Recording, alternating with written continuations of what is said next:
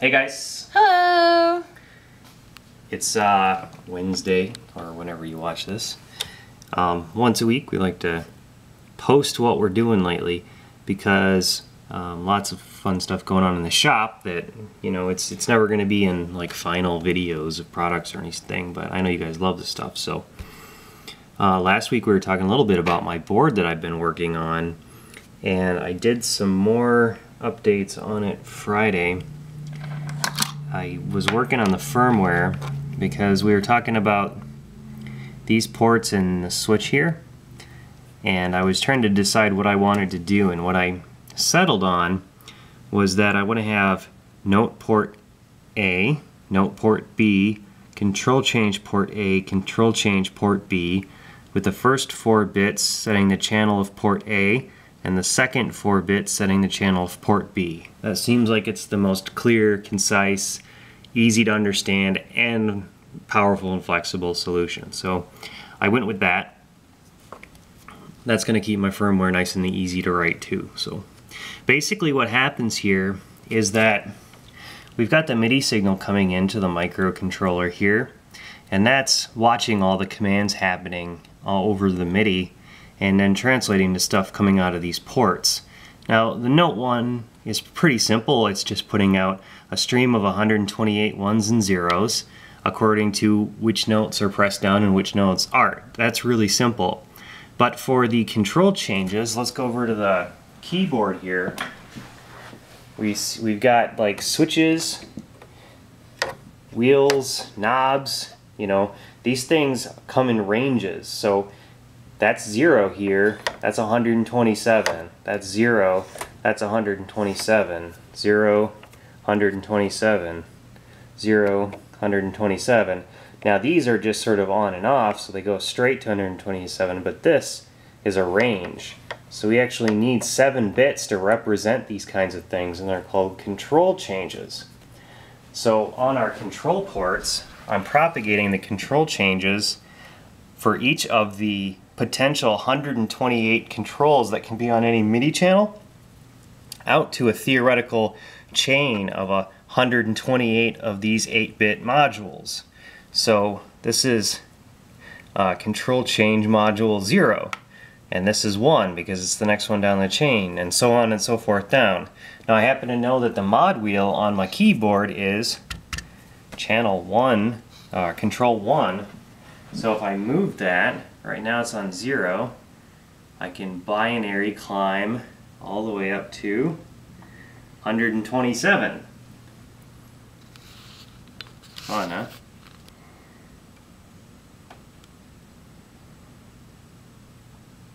Cool. So now the time comes where I actually have to do something useful with that information.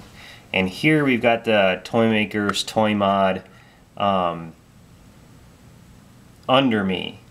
This is a passive filter, and there's some transistors in there that allow you to switch out how many resistors are in the RC filter. So you can change the roll-off point of the signal going through the filter. So I've got a toy mod Jack Me here. These are both from our Tindy store. So I can plug a TRS cable into here with audio source, run it through the filter, and then I get the output here filtered, and then I can use MIDI to change the roll-off point on my filter.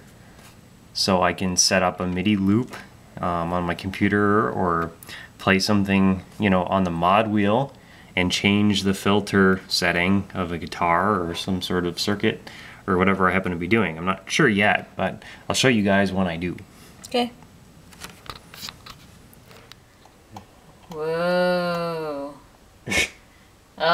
So you guys saw I was starting to route the PCB last week, and I've gotten it now to All the traces taken care of? on one side of the one board. So this consists of 2 boards.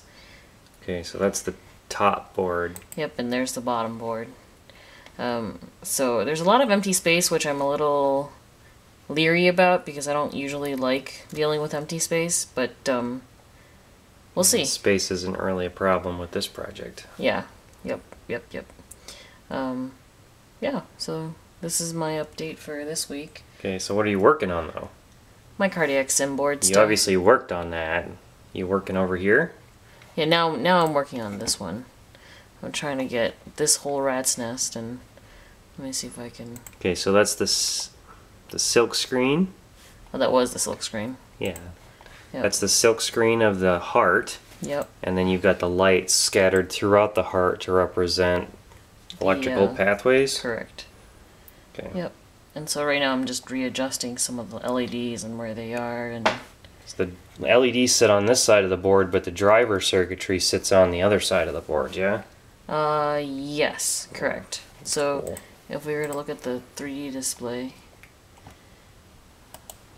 how do I go this to go up? So you see the silk screen and all that's on the top, and then on the back is where all of the... Gotcha. So you're trying to figure out how to place the current limiting resistors so that you can run the traces all on one side of the board, yeah? Right. Because we don't want any vias to go through. Yeah. I don't know, we'll see how it goes, because so far it's a little more complicated than what I originally thought, because the shift registers are kind of a pain in the butt. Shift registers go on the bottom.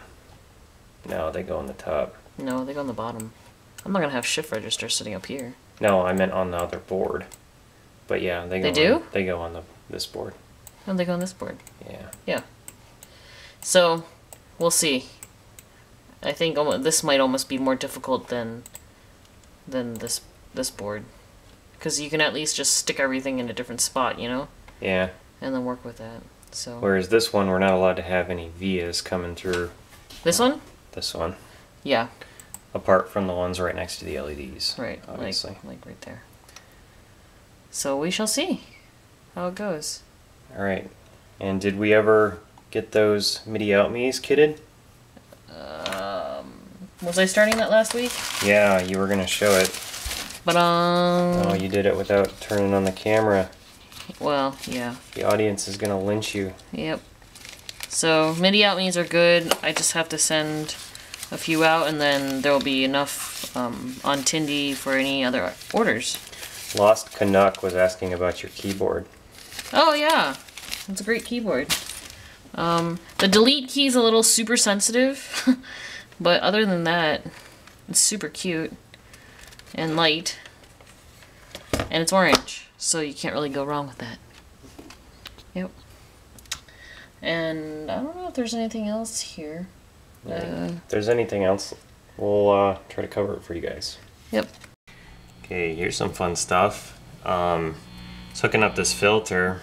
Now, I did the initial audio test. I don't think I'm going to be able to use this the way it is because it's so noisy. I was just trying to figure out where the noise is coming from. So I got this hooked into the amplifier, and it's acting as an antenna, right? So this board here is really loud. And then there's the different lines that are heading out to it, right? Power is there, ground is there. This is the clock line. This is the serial data line. And this is the latch line. You can hear the speed of the latch. So anyway, some filtering I could try. I did include a little 2-pin header on this board that connects to the plus and minus lines so that you could theoretically give it its own power supply or put a capacitor in there to help smooth it at each step of the way. So all of the clocking and latching is just causing all sorts of nastiness. So I don't know, I'm playing. Okay. Any bitter? Yes and no. Let me see if I can find... Sunday now, by the way. Yes. I'm trying to work on a second iteration of connecting all those points. Let me see. Oh, that's not right.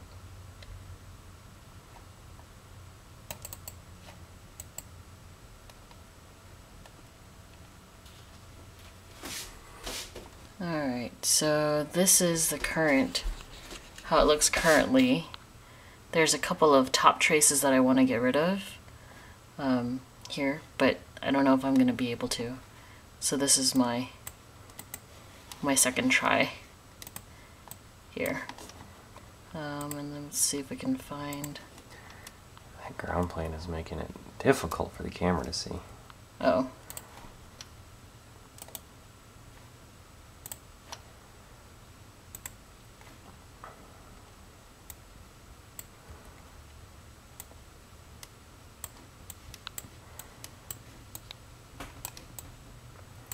So there's the back. Crazy. Yep, I'm trying to keep all the traces on the back. Yeah. And here's the front. The top is actually on the outside of the product. Right. So we'll see. I'll see if I can optimize it, if I make it look better and all that. Okay.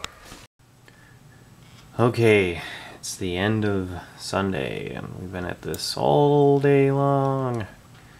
Getting the final 2 boards together for Cardiac Simulator V0, the prototype. This will allow us to work on the firmware and see if there's any bugs in the design. Be a while before anyone else gets one of these, but got a lot going on this board. Connection between the 2 boards up there. LCD connector here, heart rate thingy here, the mode switch, solenoid over here, audio output here, power jack coming in here. I don't even know what some of this stuff is. EEPROM, propeller chip, crystal, decoupling caps, pull downs, pull up resistor for the switch here. Power regulator. I think that's another regulator. Hey Addie? Yes? What's this connector on the top of the board? The 2 holes? Connector, top. Let me look. That's probably the programming header there. So right next to the programming header along the top edge.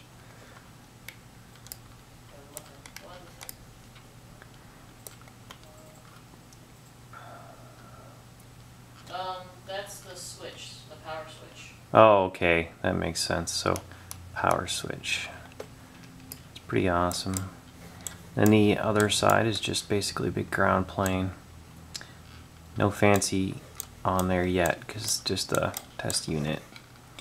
So that's the bottom board, and we've got the top board in here somewhere. Yep. A nice 3D view of that. Alright, so we got the silk screen in place with all the lights. You guys saw that before.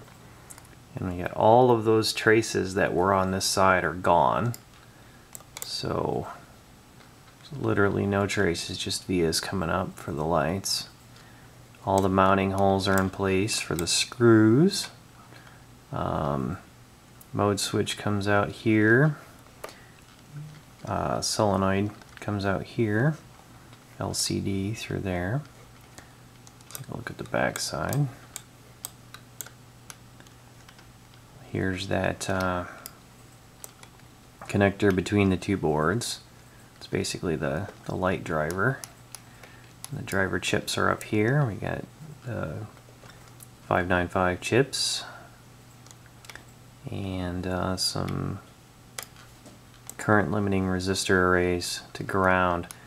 So this is all done on a single layer. None of the traces live up top. Pretty cool. So we're just getting it finalized so we can send it off to fabrication, and we'll show you guys maybe a little bit of that here in a minute. Well, it's Monday and I'd rather be working on this, but I'm actually gonna start editing the rabbit hole episode for today, and it looks like we shot a lot of clips, so we'll lose some time to this, unfortunately. We'll see how it goes. 7 hours later, we're uploading 72%. Sigh. Why does this have to take so long? Because somebody shot a lot of video Friday.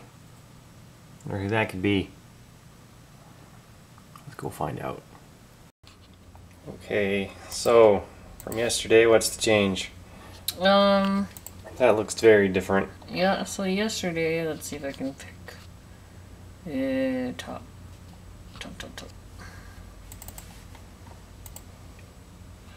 Alright, so this was the previous one. Mm-hmm. Yeah. And this board just costs way too much to do on OSH. $100 to get prototypes back. Yep. Doing it that way. Over $100 actually, and so we were like, ugh, that sounds like too expensive. So what I did was I cut out that entire section, and I'm currently rerouting some of these bits to optimize space. So, ta-da! So we can't do rounded corners with that style, just so as you know. What do you mean? Not likely, anyway. Why not? Well, I'm not going to reveal the idea just yet. I think we can. So this one is you haven't worked at all on the bottom one, making it smaller yet? No. Okay. Oh, where's the bottom one? Yeah, not yet. I was trying to get this one as small as possible, and then I'll try and make this the same size, but we'll see how that goes. It's possible. Yep. There's a lot of empty space here. Another day without celebration. Another day. Hey, it's Tuesday. Tuesday. So tomorrow will be the day where we edit this and put it up. Today, I spent the day in the shop, wood shop, building this. This is a test setup for product we're working on. Mm-hmm.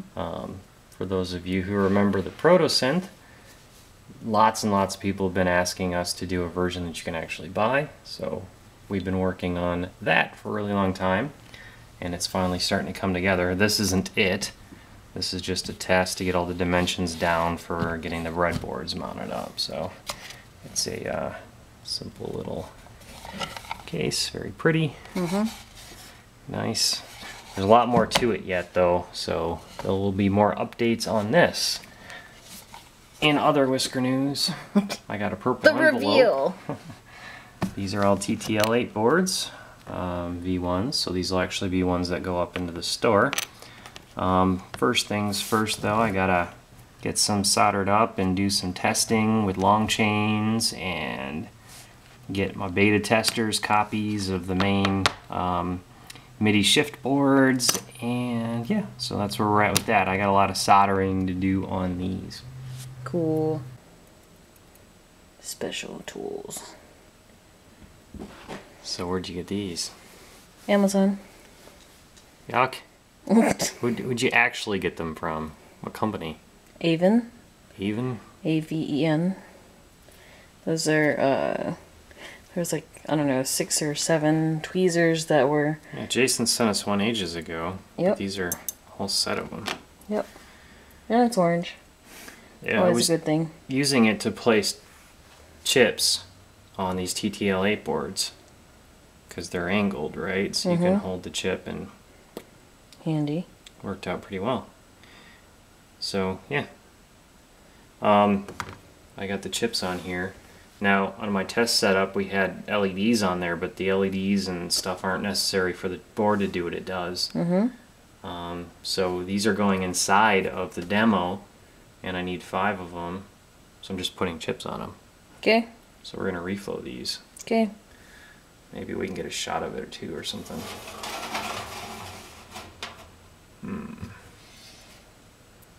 I'll turn this on and then we can move the camera.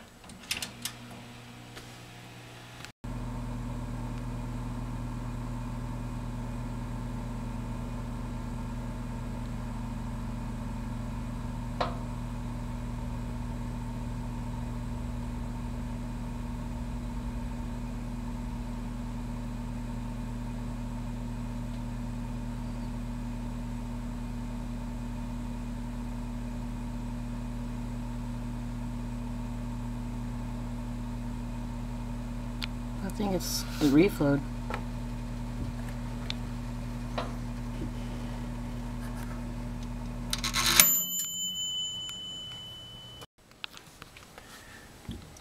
Okay, we got her opened up.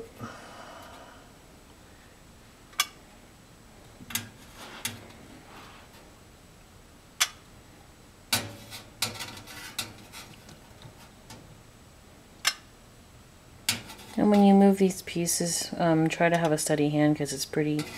Sometimes the solder is still molten, so sometimes pieces slip. Yep, do indeed. Alright, I like to get them out the tray because the tray's hot. Yep. And set them on here because this isn't. That lets them cool down pretty quickly. Yep. And then we take them off of here, put them on here. And if you look up a little bit, you can see what's next. Alright, let me see if I can find a view. Alright, so this is the view through the microscope. Any obvious solder bridges? I see one, I think. No? Maybe not? Yep, there's yep, one. There's one. And then go to the other side. There's one in between. Yep, right there. Yep. Center frame. Those are easy to fix though. Yep. So what I'm going to do is get my iron on.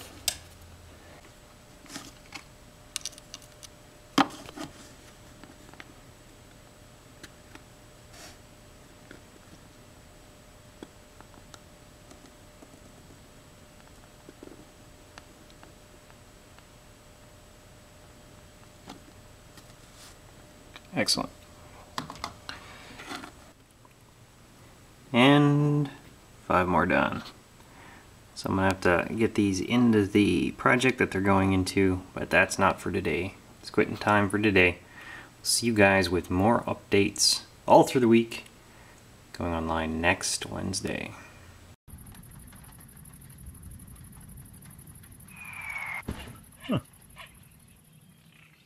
We post videos all the time, so don't forget to subscribe and follow us on Twitter at TYMKRS.